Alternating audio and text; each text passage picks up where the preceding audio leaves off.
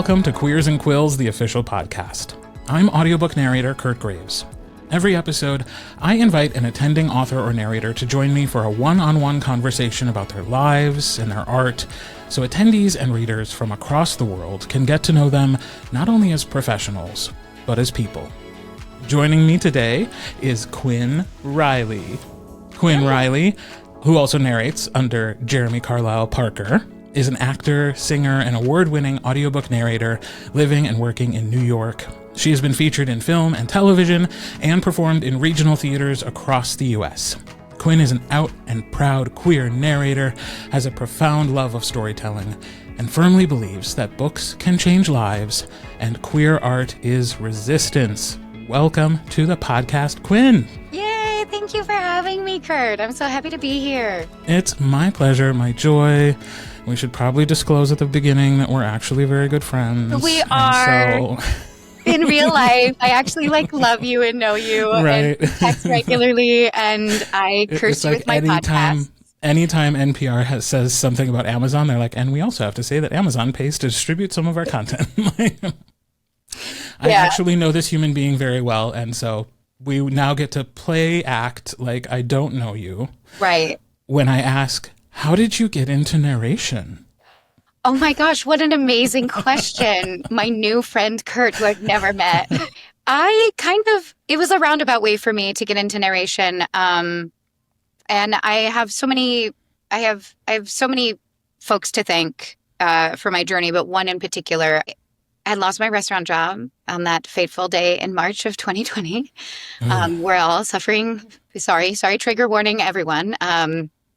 What a tough time. We're still processing. But New York shut everything down earlier than the rest of the country. And so I had posted on Facebook just saying hi, I'm originally from Ohio. So hi, friends in the Midwest, your restaurants are probably going to close soon.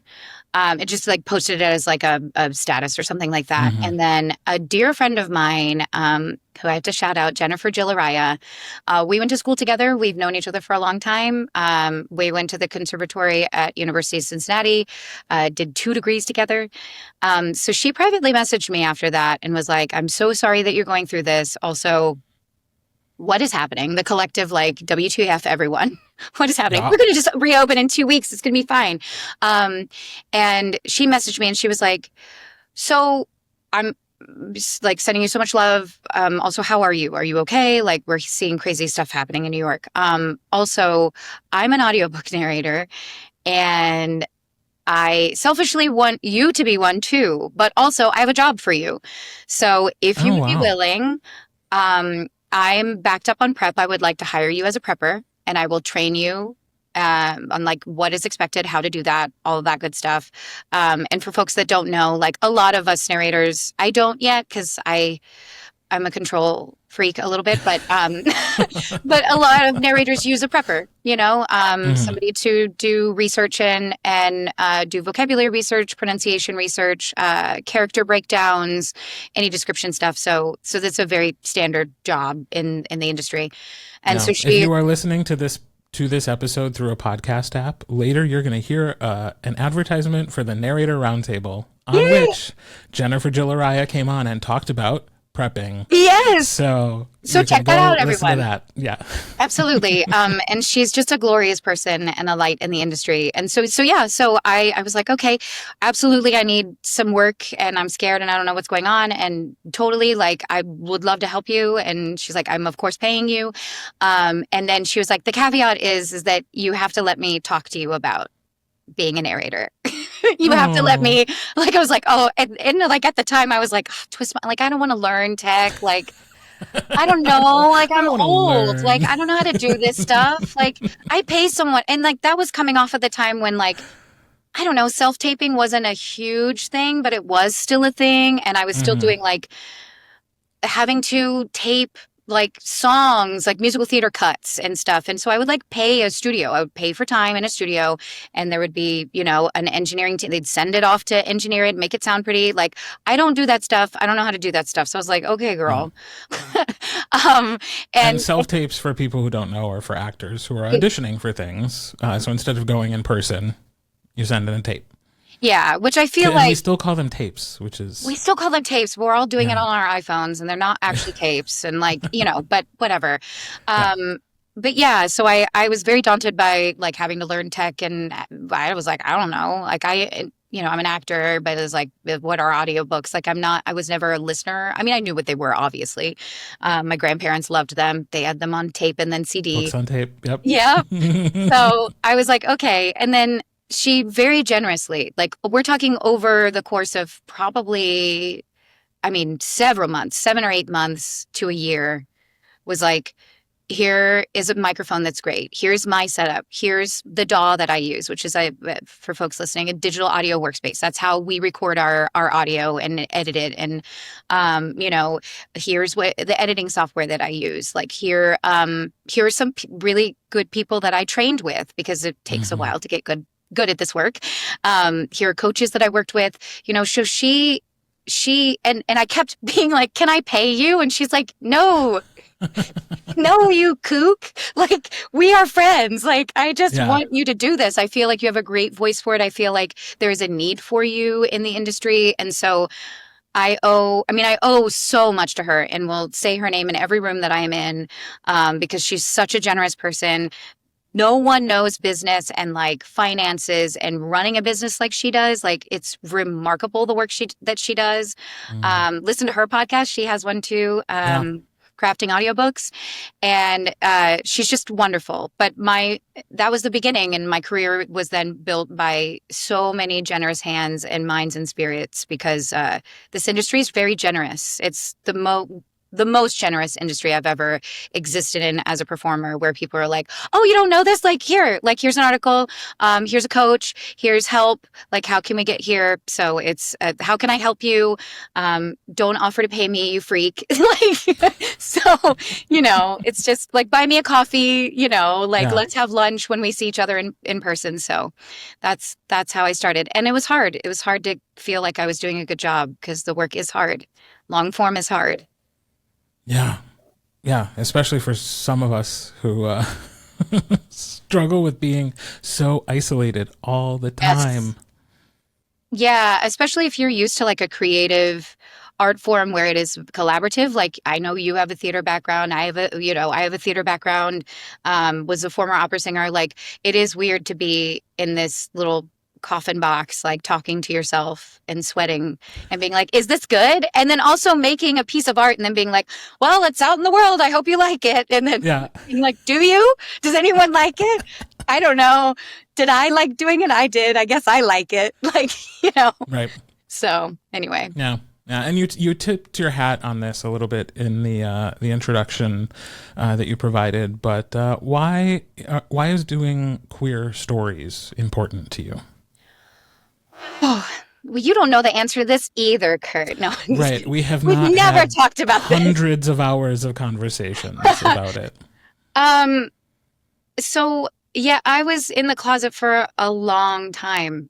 Like, I didn't have language to understand myself when I was growing up, but I have just really vivid memories of being like, oh, I like girls. I'm drawn to girls or whatever, but didn't I mean, I have a really loving and wonderful family, and they're really supportive. But also, like, grew up in Ohio in a certain time, and like just didn't have exposure to other people like me. Yeah. I didn't know anyone who, well, I mean, I think back when I was a kid, like, queer was not a nice word. Like, even the use of the word queer now has changed. We've taken it back, and it means so, like, even my own mother is like, I don't like that you call yourself that, because I think that you're not being kind to yourself. I'm like, oh, well, Right, language yeah. evolves, right? But no one was out. Like, people are now. It's fun I have a few friends from high school that are now out, or people that I've encountered in my life as an adult. And I'm like, oh yeah, hi. Like, we always were, right? But we Mhm. just, like, we couldn't, it wasn't safe. I struggled anyway, like, on my own, and being like in the arts, like, being bullied anyway. So I can't imagine like trying to be myself and be out. And I lovingly claim, for myself the term late bloomer. Like I didn't come out until I was 30. And it was very, I mean, it was traumatic. I mean, I was like, oh my gosh, how did I miss this? And it was a very dark period of time for me. Hmm. Um, and I've always been a reader, like a voracious reader, a big nerd when it came to reading, always had a book on me. And I loved that. I loved that part of myself. I actually like still to this day hold like the class record of most books read in a year for first grade. I mean, so we're talking like little baby books, but still. And my shout out to my first grade teacher who actually just like sadly passed away. Like Oh, I'm inspired sorry. such a she inspired so many people. Joni Edmondson. But she like it really instilled in me like a love of reading and literature and what it can provide for us, and it has lived with me forever. She and I reconnected, and she loved that I am a narrator now, you know, and still am carrying that love of books and stories. And that it was a huge impetus for me wanting to be like in theater, you know, a Yeah. different form of storytelling. And queer stories just mean so much to me because I have the immense privilege and honor to be a very small part of stories that I wish existed when I was figuring myself out as an adult, as a 20-something, as a young person, as I do. I run the gamut in terms of like genre. I love queer books for middle grade readers because I think of myself at at those ages and really like not understanding who I am and wishing that the little kid version of me like had language or um identity with someone else in the books that I loved. And they existed. Yeah. They've always existed. I just didn't know where to look for them. I didn't know what section of my library to go to. I didn't have friends introducing me to that literature. And so telling the stories of my lived experience, I've also been really privileged to tell a lot of late bloomer stories, which are really special Yeah. for me. And I think like you've done so many that I feel like authors are like, oh, late bloomer, like I know, you know, Jeremy Quinn, she's cool with that. Like I talk about it a lot because, Yeah.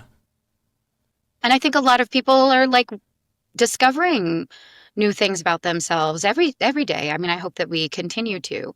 And so, yeah, like there's something very powerful when you have this synergy of a storyteller, like in two different mediums, right? We have print, we have like a book or a physical storyteller and an author, and then we take it to another medium in audio.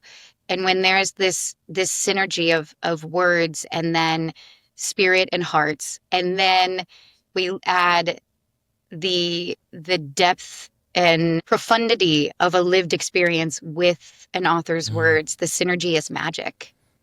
Yeah. It's really impossible to replicate. And what you bring to a story of your lived experience is so different than what I bring. Um, Right. Well, and how narrators have a lot of conversations about the tension between lived experience and the idea that we are all actors. And so, to some degree, we should be able to transform into lots of different people in order to tell stories effectively. But specifically in this space, in the world of queer storytelling, we're in its maybe not infancy anymore, but we're in its toddlerhood. You know, it's still becoming something, and that's where I do think like queer voices in the space are still really important, because there's a lot of folks out there who have never spent more than a couple of minutes listening to a queer person. And so when they can pick up a book about a queer story, a queer protagonist, and then understand that the voice that's telling them that story shares part of that character's identity, I just think there's such power in that. absolutely. And Absolutely. And there isn't, like, and we've talked about too, like how great it will be that like when all types of stories are easily accessible, And no matter your background, you are familiar with other cultures and other types of people because we've been exposed to their stories our whole lives. But we know where we are right now. We grew up exposed to straight Christian white people stories. Yeah. So Yeah. that's what we're familiar with. And unless you have a lived experience that's different than that, it is harder to reach for something that is so different from who you are. You have to immerse yourself in it. And so that's where, when it comes to hiring a narrator or approaching a narrator, like a queer narrator for a queer book, we already did the work. We already know it. We know the shorthand, we know the references, we understand the emotional depths of these characters and what they're going through. Absolutely. And how beautiful it is when, like you said, the right narrator and the right story find each other. Like, just magic happens. Yeah. And there's just, we are all actors, and I have this conversation with my mom all the time because, I love her. She's like, I just feel like it's like your whole personality or something. And I'm like, well, because it wasn't for so long, right? Right. Like it was hidden. It was the thing that I hated the most about myself. It was the thing that made me so different. It was the thing that I wanted to hide. It was the thing that, like, I literally, like, not to take it to a dark place, but I literally thought, like, being gay in the 90s meant you died and went to hell. I mean, like, it could be, we were church-going folks. We were Presbyterian. Presbyterians are not, they're pretty easygoing folks. Like, we have grape juice, and like little cubes of bread, like Wonder Bread. Like, it wasn't too intense, but like, for whatever reason, like, my little kid brain said that. And then it was like, no, and you'll lose your whole family. Like, your family won't love you anymore.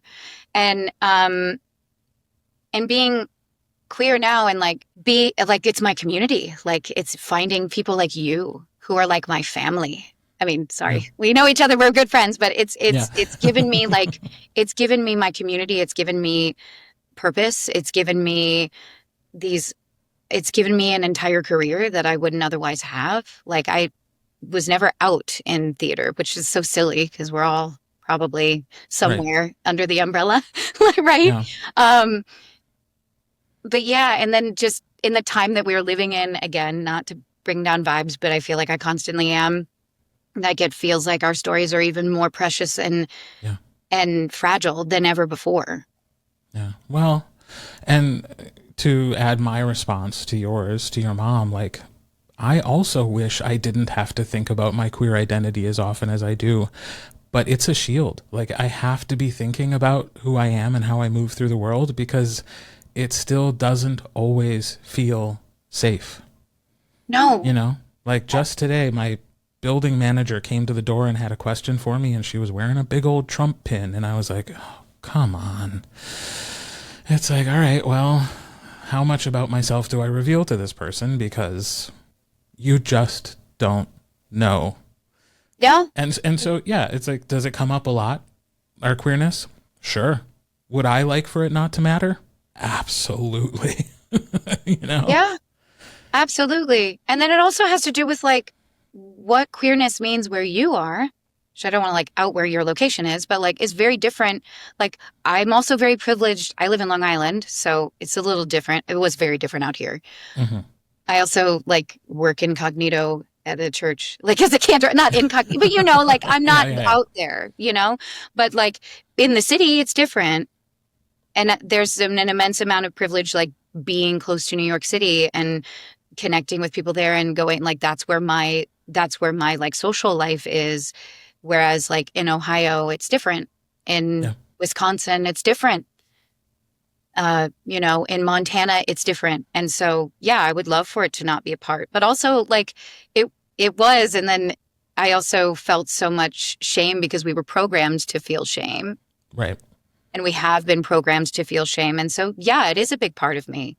Mm-hmm. And because it's not the baseline. Yeah. Too. Like, it feels like a thing that we have to bring up because we're not what everyone assumes is the thing that we would be. Mm-hmm. So, like, yeah, I can't imagine that a straight person can relate to that because, they've never had to be confronted with somebody questioning their sexuality. Not that that's true of every straight person, but for the most part, Yeah, do they consider being straight a big part of their personality? No, but it's a big part of who we are. Yeah, Because it's a big part of how we move through the world. absolutely. So, and that's, I would like for that to change over time, but in this moment, it's a really important part of who we are in our experience. And we have to talk about it, and we have to be visible, because that's how we affect change. In a way, too, it feels like a beacon.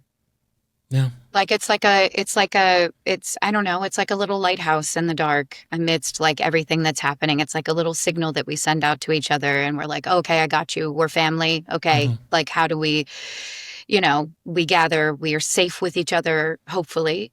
There are also, there are tough people everywhere, right? But like, hopefully the assumption is that like we've got each other and it's, yeah, it's a way to continue to keep finding each other Right. and Yeah. building And, community. and there are those of us who have the privilege of being out and visible and talking about our experience. And there are still a lot of people in our country and in countries around the world who do not have that privilege, and they have to stay safe Yes, by not being visible, by being invisible. absolutely. And so those of us who can be, yeah, we might talk about it a lot. we might be going to a conference that's about that, Right? you know, Yes. and that's okay. So I would love to know, for those who are coming to your work for the very first time, what stories would you want them to listen to? I'm on a Ruby Landers kick right now. Um, her last book was just released like at the end of March, and it's one of my I think it's a trilogy, and then you get a bonus little novella treat at the end of book 3. Um, and to date, I think it's my proudest work.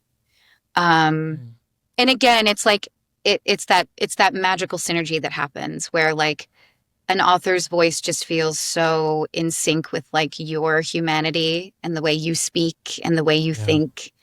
Um, I love Ruby so much. I think she is a remarkable storyteller. I also love that she touches on a lot of the realities of what it's like to be a queer person all the books are set in Tennessee. Yeah. So she does not turn away from like dealing with homophobia and what it is to be, a gender nonconforming person in MAGA country and like what that's like. But she writes in a way that you know and trust that she's going to take care of you. She deals with very difficult subjects, but it doesn't ever feel heavy. I mean, there are moments that feel heavy and there are moments that you weep, and I wept recording them and prepping. But then there's so much joy and there's so much affirmation and there's so much laughter and there's so much love. Yeah. So it's the Grace Notes series. Another author's work that I feel like we just, again, have that magical connection of narrator and author voice is Rachel Lacey. I will say her name everywhere I go. She also, like, her books helped people find me. They took me to a completely different level of like not recognition, but like optics and like people's Yeah. minds, like her trusting me because like it was just a random audition that I did, and then it just catapulted me into a different realm of being able to reach people. Also, Yeah. the Ruby, and I mean they're like my um I've 3. I mean, I love all of my authors. I love all of my authors, but and I work with so many incredible people. Yeah. But I've been so lucky to do series with certain authors, and they're Ruby and Rachel are part of my personal holy trinity. So I I think I love can that. talk about it. I haven't contracts are done, and like she's talking about it. But I'm also doing Allie North's duology, so she's part of my Awesome. my holy trinity. But yeah, Yay. And even if people don't want to like listen to me, it's totally. I'm just like, just read the books. You don't need to like listen to me. You don't need to listen. Go listen to her. She's fantastic. Oh, I have wept myself listening to your performances. So. Oh, Kirt, you're so sweet. I'm really not. Remember, I'm a bitch. No, you are. You're very generous and sweet with me. Only when I actually mean it, though. So. No, I know you're very authentic and genuine. You don't. Right. You aren't sweet just because you're. No. You know, it's earned. Yeah. It's an important distinction because I do want people to know that, like, if I didn't really think it, I wouldn't say it. Absolutely. No. You know. So, and if I'm suspiciously quiet around you, that might mean something.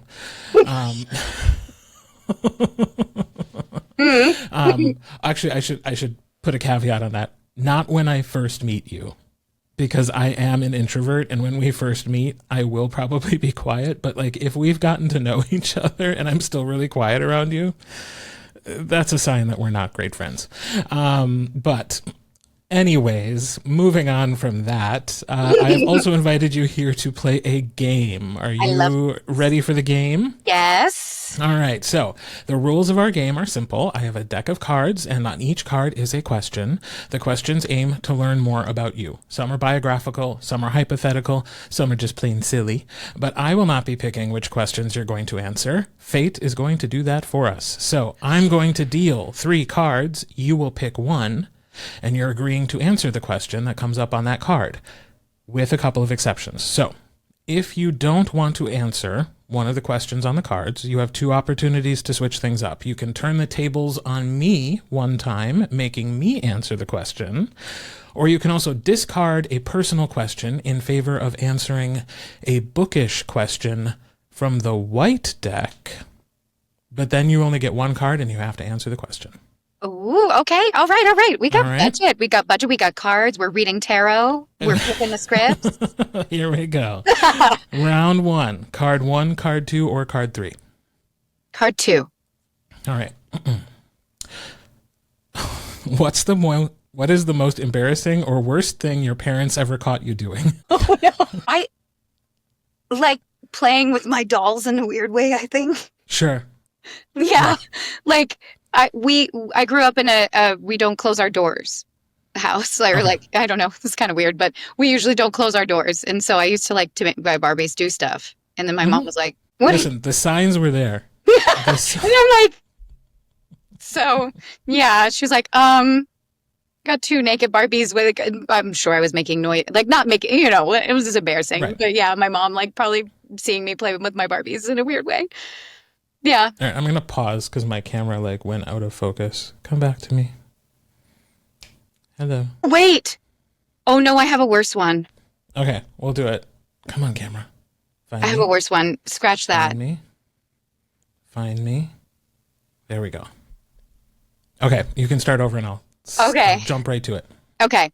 My mom walked in on me taking pictures to send to someone. Oh no. I was not in close. Oh. I was like, that was horrifying. I was home visiting. I was in college, or master's degree or something. Right. I was home visiting. So, yeah. Well, the nice thing about our generation is like we know we were adults when that scenario happened. Yes. Because we did not have that technology when we were in high school. No. Thank God. Thank God I did not have a cell phone with a camera on it in high school. That there weren't cell phones with cameras at the parties, especially the theater parties. Oh my. I know. Show choir parties. I mean, everybody wants to make fun of theater kids and show choir kids, but we turn up. We turn up and we get wild. Yeah. We get rowdy and we get horny. Like we do mostly crazy that stuff. Second thing. Mm-hmm. Yeah. Mm-hmm. Thank God we grew up before cell phone cameras. Yep. Agreed. All right. Round 2. Card 1, card 2, or card 3? Card 3. Ooh. Do you have a favorite coffee mug? If so, what's on it or what makes it your favorite? Oh, I don't really have a well, I'm an iced coffee all day, every day, no matter the season, no matter the temperature. So, and I am an espresso girly. So I love my little Nespresso machine. And so, yeah, I just have like a random thermal color changing cup that I use every single day because I'm a creature of habit and a goblin. But That yeah, makes sense. yeah, I like and it's that. comforting, Yeah. but it's not, Yours, it's unremarkable. I'm like, you'll do with your straw and my right. iced coffee latte treat. Hey, a functional logistical reason for using the same mug every day is just as good as like feeling really fondly about it. So, Mm-hmm. all right. Card 1, card 2, or card 3. Card one. What is the scariest sound you could hear in the middle of the night? I mean, I think probably like someone who sounds like a woman screaming Mm. for her life. or or oh no, this is better because this happened to my friend. So a body falling from a building. Oh no. I know. Yeah, that would be bad. Yeah, like it shook the whole apartment building.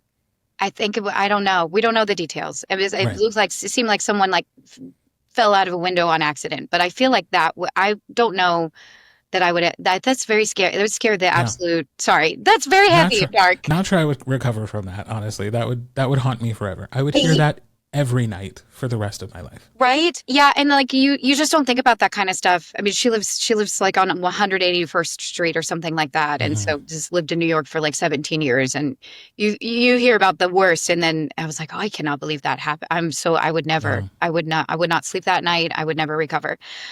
Sorry, that was very dark, but Well, hey, but it's the true. scary. I think that's the scariest sound I could imagine hearing. If the point of the game is to get to know you, we just got to know you. Well, So, a little dark, everyone. Sorry. all right. I think we have time for a couple more rounds. So, card 1, Yeah. card 2, or card 3. Card one. All right. What's the longest you've ever waited in line for something, and what was it? Oh. Geez, I don't. I think it was for that author who shall not be named. Yeah. Because Yeah. I came up in a time when that was like when the book releases were big, Mhm. and then Those midnight everybody releases. yes, and everybody got Yeah. in line. Because I've never really like been to a lot of concerts, either that or like an equity chorus call, like in New York, and then getting turned away, Yeah. like and being like, Right. cool, well, I've been here since 2 a.m. and I put my name on the door. I do not miss those days. But yeah, either Equity Chorus Call or for Phantom of the Opera or something like that, or Right. that author who shall not be named book release in like the early aughts. Yeah. Yeah. Well, because you had to show up and like the line wasn't moving for like 6 hours. You Right. just found your place in line. Yeah, you just like sat. Some people brought Which, chairs. like, in hindsight, I grew up in a town of 50,000 people. If I just showed up at 12:20, I could have walked right in the store and gotten the book. Mm-hmm. Why was I there for hours and hours and hours to be like 30th in line? Like, just show up after it's open for like a half an hour and you can walk right in and buy the book. I know. I don't know why it was such it deeply embedded in the cultural zeitgeist. I think that's also why like so many millennials are. I mean, the books were meaningful to us, right? Right. At that time, but I think that's another like it was so much. It's so deeply embedded in like culture in that time. Like you just went with your friends and got in costume and you stood in line forever. It was like the Friday after Thanksgiving for us book nerds. Yeah. My friends were really into it. I came to that series very late, but then the last couple of releases, like we did it together as like I feel like we were in college or something at that point. Right. It's so silly. Yeah, we were young adults when that. Yeah, we're like when those we're gonna final go books be came with out. these kids. Like I remember the final book came out and it was the day my friends were having their wedding shower and I was like, how could you? How? What have you done to me? I have to go to a wedding shower. So I literally I went, I had the book. I was up as much of the night as I could stay awake reading it. I took the book with me to their wedding shower and like every 30 minutes would sneak away for like 15 minutes just to read more. And then I'd go back to the party. I mean the chokehold though, but also we are actively reducing. We are demolishing the IP. We do not support. Yes. We are demolishing the IP. Yeah. But yeah, it was a moment. It was a Yeah. moment in time. And in book, And like, someday she'll die and we can all love it again. yeah. Not that I'm wishing for that or encouraging it. I'm just No. saying, someday she will not be actively benefiting from our fandom. Nope. Yeah. All right. Let's see if we can really go dark in our last round here. We're killing people. People are jumping out of buildings. All right. Card 1, card 2, or card 3? Card 3. All right. Oh no. Oh, no. Oh no. Oh, no. When you die, what do you want to be remembered for? I mean, I did it to us. I did this Yeah. to us. Well, fate brought us some morbid. Fate made us into a true crime podcast. I want to be remembered for the way I made people feel. Yeah, I hope that people feel lighter, and I don't know. I hope that I lift people when I am around them, and I hope that I am remembered for the way that people felt. I don't want to be a burden to. I don't want my presence to be a burden to people. I don't want to be dark. I am apparently, but we'll make it into a joke. Like, Yeah. we'll laugh about it. But yeah, because I the people that I love the most, I think, and who I've lost, I think about the impact that they had on me and how they made me feel. And so I hope that's when I die, hopefully long in the future. Or whenever, no day is ever given to us, like only today, that people remember me for how they felt. And hopefully it was good. They were good feelings. Yeah. That's beautiful. So thank you for Thank taking the you. time to do this. I so appreciate it. Aw. And it's always a joy just to get to chat with you, whether we're recording or not. Aw, always, So- Kurt. You're one of my favorite people. You're my family. And mine. So. And we're going to have so much fun at Queers and Quills. It's going to be a blast. Yes, because talk about theater kids and show choir kids like turning up, get a bunch of queers in a room together, and we are going to party. And it's going to be so much joy and so much connection and community, and it's going to fill all of our cups in a time where we need it most.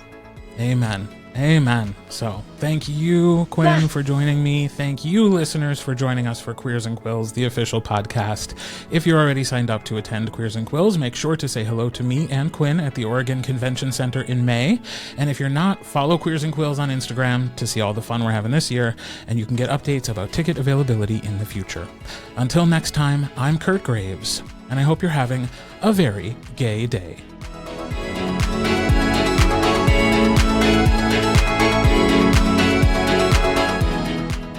Queers and Quills, the official podcast, is produced and hosted by Kirt Graves, in coordination with Mahogany Mail and Marley Valentine. All copyrighted material is shared with permission. Music and sound effects are licensed through Storyblocks Audio. All opinions shared are those of the individuals and do not reflect the positions or policies of any company or organization with which they happen to be associated.